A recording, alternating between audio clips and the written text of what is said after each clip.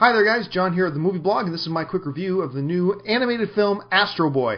Now Astro Boy, of course, is based on the old cartoon, and going into Astro Boy, I think most of us expected the same fate Astro Boy would have as Speed Racer had.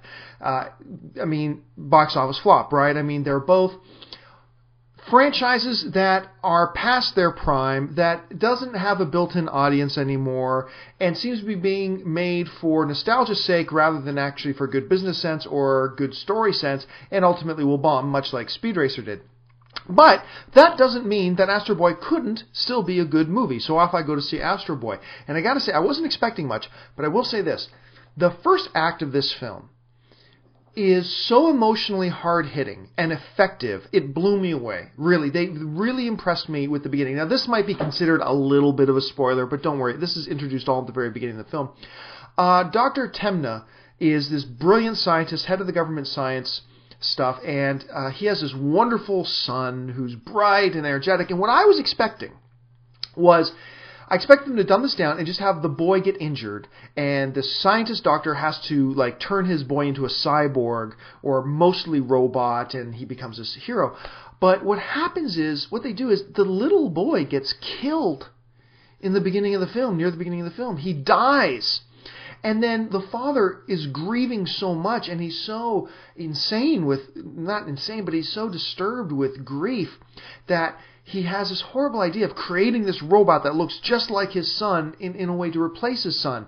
And he builds into this robot every offensive and defensive weaponry that science has, because he doesn't want the same fate to befall his son again.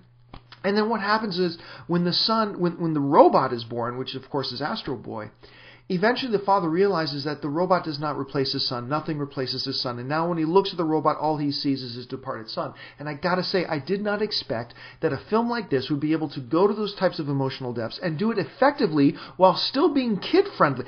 Really, it was brilliant. They really did a great job of this. However, therein ends anything positive I have to say about Astro Boy.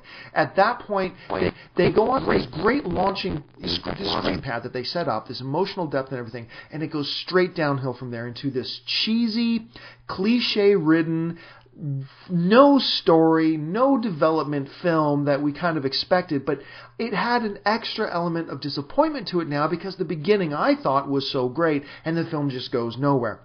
I gotta mention, too, that if you watch the trailers, it says, starring Kristen Bell, and Nicolas Cage, and Highmore, and Bill Nighy. What's the point? I'm gonna do another editorial about this later, but what is the point in an animated film of advertising these big stars who are not in the film? They do a little bit of a voice, and they don't even do it that well because they're not trained animation voice actors. Whatever happened to getting trained animated voice actors for animated films? I don't know, but that's another thing. Overall, Astro Boy is a huge disappointment, especially coming off of this great opening that it had, and it just goes completely downhill from there. Because of the great opening, I'll score it as high as a 4.5 out of 10, but that might be being generous. For the Movie Blog, I'm John Campea.